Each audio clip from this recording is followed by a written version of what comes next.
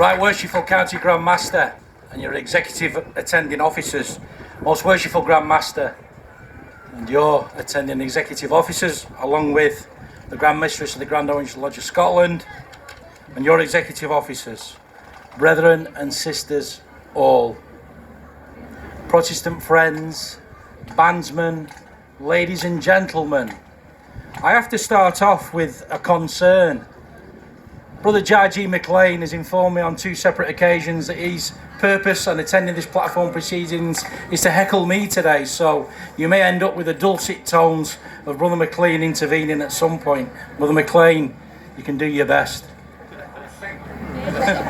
He's actually threatened to sing, brothers and sisters, which may be a fate worse than death.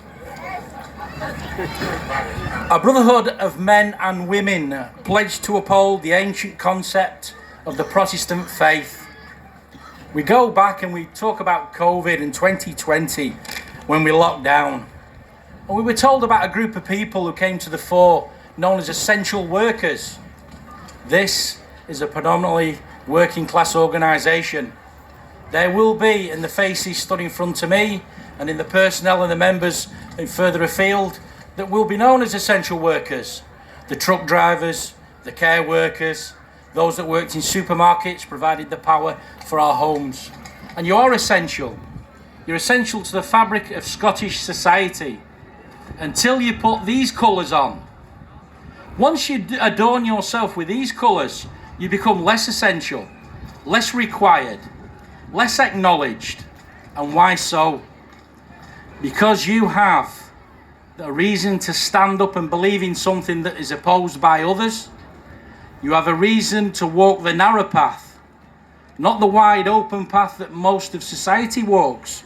You walk a narrow path, brothers and sisters, and it's nobody's has said it was going to be easy, walking a narrow path of faith and declaring that you are for the union, the Protestant faith, and the good of your families. We are of the nuclear family, brethren and sisters, the mums and dads and young folk growing up throughout this United Kingdom. I see no difference between Motherwell and Manchester, between Coatbridge and Carlisle, brethren and sisters. There is no difference between the union of the people of Scotland and England, Northern Ireland and Wales. No difference whatsoever, and long may it remain so. We live in a generation of political self-serving people who would not tie the shoelaces of previous MPs and MSPs. They should not be in charge of a dog kennel, some of these people. Sturgeon is a snake oil saleswoman that's selling a lincter to people to hoodwink and to deceive, as we've heard from this platform party previously. We cannot and will not compare ourselves with these people. You are marked out to stand alone. You are marked out because you wear colours that other people will not wear and oppose you at every chance and opportunity. Graffiti was placed upon this platform prior to us arriving here today. That's free speech, brethren and sisters. That's free speech. And where did free speech come from? Where did it all constitute? 1689 and William and the Bill of Rights. They've got the free speech to come here today and mark this platform because the Protestant William gave them that opportunity to do so. We need to realise, brothers and sisters, that the education of our young is vital. The education of our young people, invest in them. Invest so they attain a high education. Because you take education and it removes you from poverty, it gives you a different station in life, and it'll give you the tools and weapons you need to stand and contend for the union and your political faith. We are here today in a secular society who are furnished and serviced by instant fulfillment. A world of Amazon, a world of food hub. What's the boy from England saying? Food hub and Amazon. What's that got to do with the Orange Institution? Well, you belong, brethren and sisters, to an institution that demands time, and it demands perseverance, and it depends application. And you will not receive fulfillment straight away. You will receive fulfillment by when you join a lodge, you are taught. And when you have some years under your belt, you will teach. And to those who have got years under the belt, I say teach the young. Open your arms to them. When a brother or sister genuinely puts a hand out and say, I'm in crisis, do you go out your lodge room and talk about them and say, did you hear about Billy? Did you hear about Linda? They're in trouble, they've got a problem. Or do you really open your hand to them? Do you really go to their properties? Do you visit them when required at whatever time? Then if you do, that is an act of faith. That's an act of Protestant witness. That's an act of an Orangeman or woman that defines what we should be and what we should really strive as hard as we can to achieve for the good and benefit of the society in which we live. You are not cut out of the society of Scotland by the vast majority of Scotland.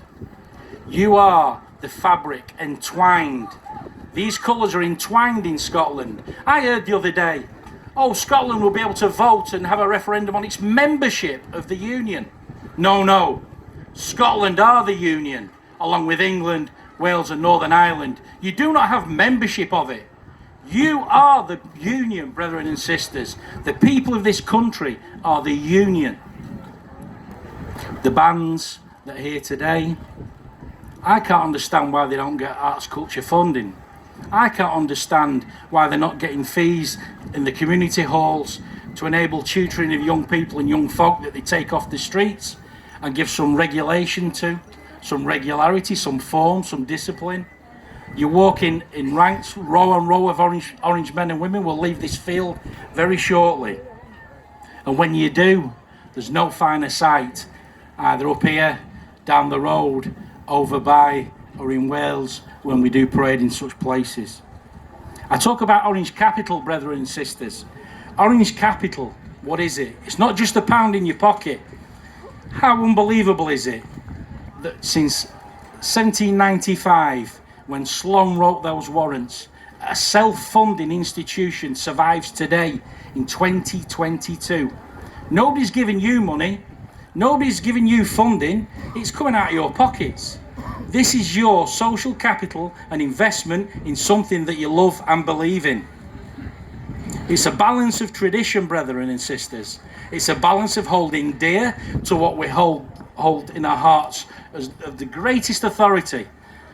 God's revealed will to man in the Holy Scriptures is what this Protestant association and institution is built on. It is a balance of looking forward. You need to be the institution of 2022. This is your day, and for this day you were made. This is your institution, and we look back. You cannot reflect and look other than fondly of 1972 and 62 and 52, and look at the numbers we had. Look at the people we could put onto the streets. It's not all about parading, brethren and sisters. It's what you do when you go to your lodges assembled. It's what you do in your private lives. You are the best, by far the best recruiting sergeant for the Orange Institution, the rank and file members of the Orange Institution. Somebody said to me last week, how long have the Orange Institution been parading in London? I said, well, we've been going for a wee while. He said, well, I noticed something on something called TikTok. No idea, brethren and sisters. But TikTok is being used to do live video streams of an Orange Lodge walking through the streets of London only a few short weeks ago. And they believe it's just happened. This is something that's just come to fruition because this is what they're looking at for their news and information. Newspapers. Who reads a newspaper these days? God forbid there's a problem today somewhere. Because if there's a problem here today somewhere, it'll be on the front of the Daily Record tomorrow. But if this passes off peacefully, without incident, you'll be lucky if you get a mention in a Lothian Chronicle or a Gazette or a chapter. If we do not have the media, brethren and sisters, if the media are against us, and we've heard from this platform today how the left-leaning media of Scotland and the separatist government, in cahoots with journalists and others, do not want to report anything about the institution other than bad things. Brethren and sisters, this is a slow ship we belong to. This is a slow burn we belong to. It's no good coming here, burning brightly and burning out quickly. This is the long road of union. When we meet in Lodge Assemble, we get to know each other. And we get to know each other, and we take away that prejudice which ignorance can breed sometimes. When we know each other better, when we're not faceless, when we're not allowed to be demonized because they know us as folk within our communities, then it makes it so much harder for them to call us out and say what bad people the Orange Institution are. It's far more difficult to say that Billy Wright or Tommy Jones, what a bad man he is because he's an Orangeman. Because if they know you personally, because you're out in your community, they cannot do it as easily because they've got to face you face to face when they're calling you out. Brethren and sisters, the 13th Premier of Canada said a few words that resonate today. And I'm going to substitute what he said, Canada, for British. We stand here today, British citizens, where we are free to speak without fear. We are free to stand here as British citizens and worship in our own way. We are free as British citizens to stand for what we believe is right. And we are free to stand as British citizens and oppose for what we believe to be wrong. Brethren and sisters, you know quite clearly what is right. You are the people of union. The Union of 1707, the Union of 1801, given to us as freedom of religious liberties in 1689 by William, who was pragmatic and clever enough to arrive in these islands a prince and leave as a king. Brethren and sisters, on behalf of the Grand Lodge of England and my Grandmaster, William Ronald Baber, I bring fraternal greetings and I give thanks. I give thanks. Brother Anderson says we give thanks.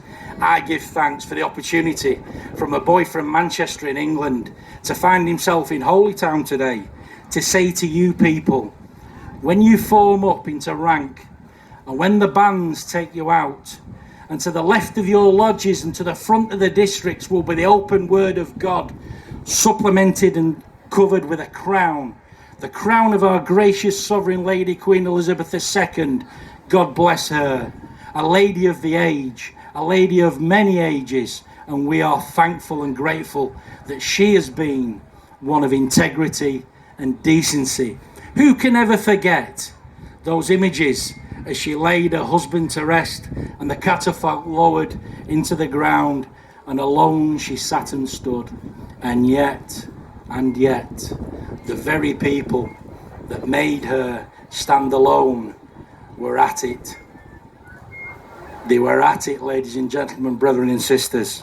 Our gracious sovereign, to the letter of the law, with integrity and decency, she carried out her service as she's always done for us. So when you form rank, and the cross of Andrews to the left of your lodge, and the open Bible of the crown to the centre, in the middle of it all will be the orange and purple of fine linen and twine, those simple colours of orange and purple, depicting culture, biblical sayings, historical military scenes, and to the right, the flag, the red, white and blue, brethren and sisters, the flag of our nation, our United Kingdom, the flag of the Union, because brethren and sisters, we are the people of the Union. Thank you very much indeed.